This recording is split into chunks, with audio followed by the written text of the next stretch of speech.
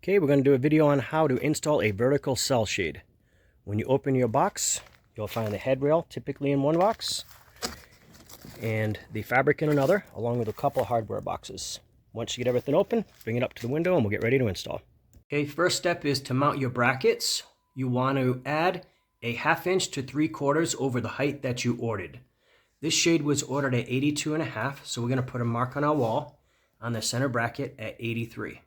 If you have trim around your existing slider, you'll most likely need a spacer block, which can be ordered with the shade. You'll want to put that behind your bracket.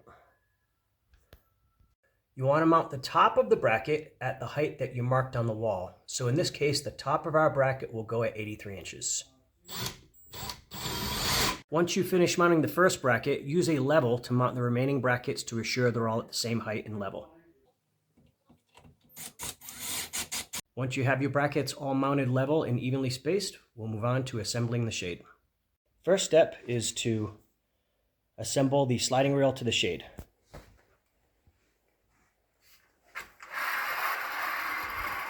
Go ahead and slide it down to the ends with the bracket screwed into it. Remove the end cap.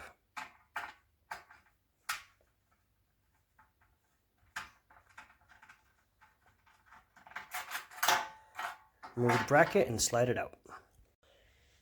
You will receive a screw to attach the sliding rail to the shade. Go ahead and assemble that now.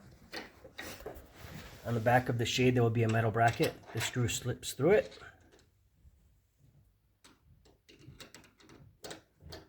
And tightens to hold the bracket in place. Next, you will need to assemble the wheels and attach them to the fabric. Make sure the wheels face the same way as the traveling rail. Flip the rail out of the way. You will see clips on the back of the shade. Attach one wheel to each clip.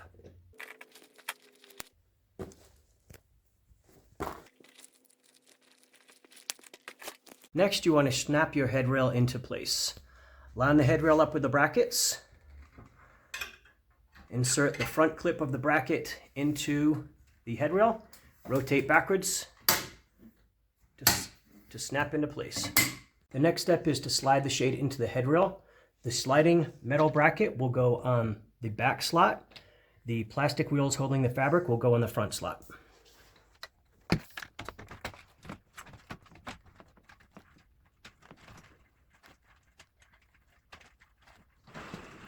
To get the fabric in, you'll attach the bracket to the top of the head rail that you removed in the first step by sliding into the notch.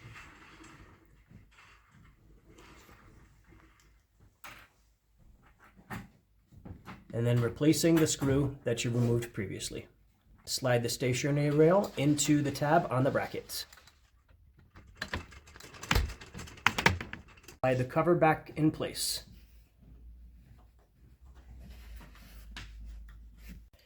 The stationary rail is held in place at the bottom by the included bracket. There are slots in the bottom of the stationary rail. Slide the bracket into the slots and then attach to the wall. Once you get the bracket slid into the stationary rail, you will screw it to the wall using a level to make sure the rail is straight. Once the rail is level, screw into the wall. Slide the ball on the end of the tension string into the slot on the end cap. Go ahead and put the end cap in place. Once you have everything assembled, go ahead and slide the shade back and forth to make sure it's running properly. The shade should stop wherever you put it.